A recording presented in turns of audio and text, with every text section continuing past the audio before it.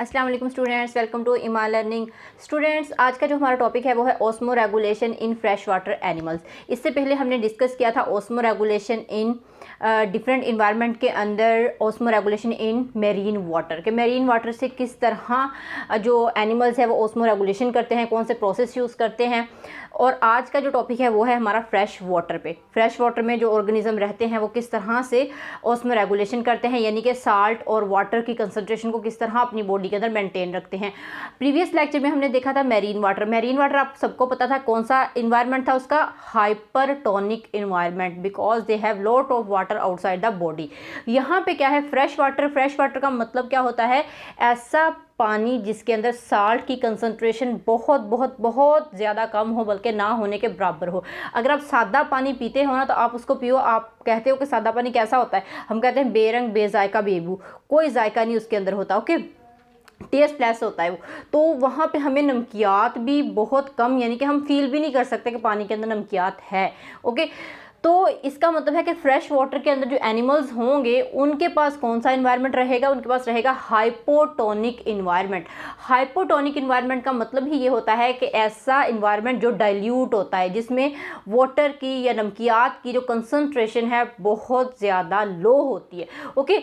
अगर तो hypotonic environment है स्टूडेंट्स, तो क्या होगा, जो एनिमल्स हैं उनको क्या चीज़ फेस करनी पड़ सकती है, उनको फेस करना पड़ेगा osmotic flooding of body fluid, कि बॉडी फ्लूइड के अंदर या बॉडी सेल के अंदर उनके पास वाटर की जो कंसंट्रेशन है वो हाई हो जाएगी, ओके। ये पढ़ा था हमने जब वाटर बैलेंस को पढ़ा था सेल के अंदर, तो उसमें हमने तीनों कंडीशंस पढ़ी थी, हाइपरटोनिक, आइसोटोनिक और हाइपोटोनिक, ओके। तो ये हाइपोटोनिक का मतलब ही ये था वहाँ पे कि सेल को अगर प्लेस किया जाए हाइपोटोनिक सोल्यूशन में तो सेल क्या कर जाएगा, सेल जो है वो फूल जाएगा, टर्जिड हो जाएगा, क्योंकि उसके अंदर वाटर ज़्यादा आ चुका है, ओके। अब पानी अगर ज़्यादा आ गया है तो उस पानी सेल ने ले तो लिया, बट उसके अंदर क्या कम है, साल्ट कम है उसके अंदर, जो जिसको हम कह रहे हैं ना नमकियात, वो कम है। तो अब अगर पानी उसके अंदर है तो अगर उस बॉडी ने पानी अपनी बॉडी से एक्सक्रीट आउट करना होगा तो उसने ऐसे एक्सक्रीट आउट करना है कि वहाँ से साल्ट ना निकले, क्योंकि साल्ट तो पहले ही कम है। तो अगर ज़्यादा साल्ट लॉस कर देगा वो भी सेल के लिए नुकसान है। तो क्या करेगा, प्रिवेंट साल्ट को वो प्रिवेंट करेगा जो उस पानी के अंदर मौजूद है, और सिर्फ वाटर को ही वो अपनी बॉडी से रिलीज करेगा, ओके। इस बात को आपने ध्यान में रखना है। अब अगर हम बात करें एनिमल्स की, तो हमारे पास दो तरह के एनिमल्स होते हैं on the basis of their number of cell, okay. एक हमारे पास होते हैं यूनिसेलुलर, दूसरे होते हैं मल्टी सेलुलर। यूनिसेलुलर मीन सबको पता है आप लोगों को कि सिंगल सेल पे मुश्तमिल होते हैं। मल्टी सेलुलर मीन के मैनी सेल्स पे, thousands of millions of cell पे मुश्तमिल ऑर्गेनिजम्स होते हैं। सबसे पहले हम सिंपली यूनिसेलुलर की बात कर लेते हैं। यूनिसेलुलर में आते हैं अमेबा, पैरामीशियम एक्सेट्रा, और भी बहुत सारे होते हैं, लेकिन मैंने दो एग्जांपल्स दिए, इनफ हैं, ओके। तो अमेबा और पैरामीशियम के पास सिंपल सा फार्मूला होता है, इनके पास होता है कॉन्ट्रैक्टाइल वैक्यूल, जैसे आपको इस डायग्राम में नजर आ रहा है। इस डायग्राम के अंदर आप देख रहे हो कि अमेबा मैंने बनाया हुआ है, ओके, इसकी कोई शेप नहीं होती। एक मैंने इसका न्यूक्लियस बनाया है, दूसरा इसका कॉन्ट्रैक्टाइल वैक्यूल बनाया है। अब कॉन्ट्रैक्टाइल वैक्यूल का काम क्या होता है, pump water from inside to outside the body, कि पंप करना है वाटर को आउटसाइड में, ओके। अगर ये अमेबा वाटर को आउटसाइड पंप करेगा तो इस बात का ये ध्यान रखें, फॉर एग्जांपल इसके अंदर वाटर है तो इसने वाटर को अपनी बॉडी से क्या कर दिया, एक्सक्रीट कर दिया या पंप आउट कर दिया, ओके।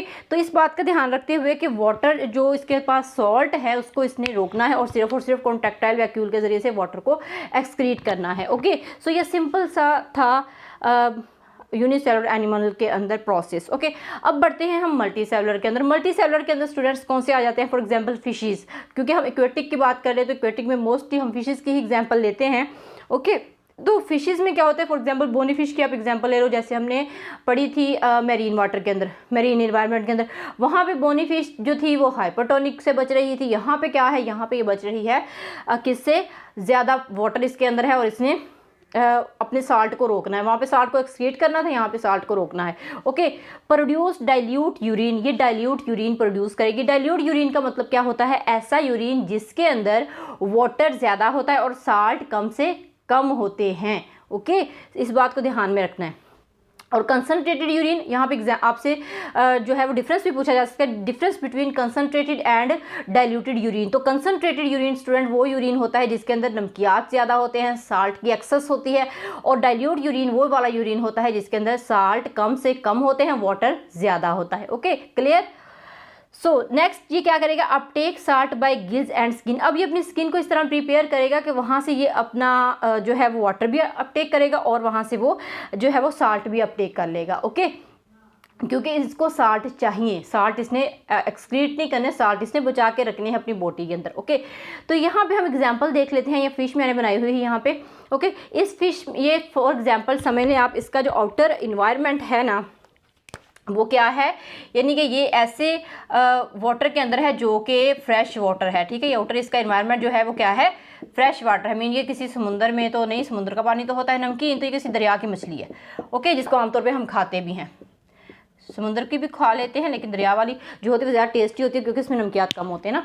सो अब यहाँ पे क्या होता है कि ये वाली जो फिश है इसने क्या करना है, इसने डू नॉट ड्रिंक वाटर। सबसे पहले तो काम ये है कि इसने पानी नहीं पीना, बिल्कुल भी नहीं पीना, ये बात नहीं है, पिएगी लेकिन बहुत कम। इसलिए मैंने लिखा है कि डू नॉट ड्रिंक वाटर, ज़्यादा पानी पीने की इसको ज़रूरत नहीं है। क्यों नहीं है, क्योंकि इसकी बॉडी के अंदर तो पहले ही हाइपोटोनिक इन्वायरमेंट है।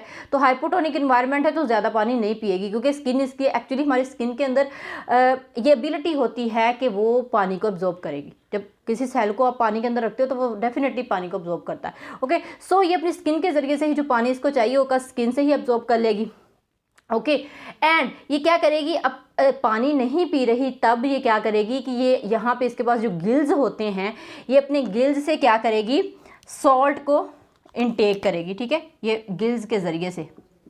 ठीक है, तो गिल्स से क्या अपटेक कर रही है, ये सॉल्ट, कि पानी के अंदर जो सॉल्ट है सिर्फ वही इसने लेना है, वाटर नहीं लेना। तो इससे क्या हुआ कि अंदर हाइपोटोनिक इन्वायरमेंट था तो वहाँ पे इसने थोड़ी सी साल्ट की मिकदार को बढ़ा ली, यानी कि ये ऑस्मो रेगुलेटर्स हैं तो इसने ऑस्मो रेगुलेट करने की कोशिश की अपनी इंटरनल ऑस्मोटिक स्टेट को। Okay, understand. दूसरा काम इसने क्या किया, प्रोड्यूस डाइल्यूट यूरिन। अगर ये यूरिन फॉर्म करती है अपने किडनी के ज़रिए से तो ये क्या करेगी, डाइल्यूटेड यूरिन को प्रोड्यूस करेगी जिसमें वाटर ज़्यादा होगा और नमकियात कम से कम रहेंगे। तो ये भी वजह है कि ये ज़्यादा पानी को निकाल देगी और नमकियात को रख लेगी, और फिर भी इसका इंटरनल स्टेट क्या हो जाएगा, ऑस्मोटिक या फिर आइसोटोनिक टाइप हो जाएगा। ओके, रेगुलेट हो जाएगा जिसको हम बोलते हैं दूसरे लफ्ज़ों में।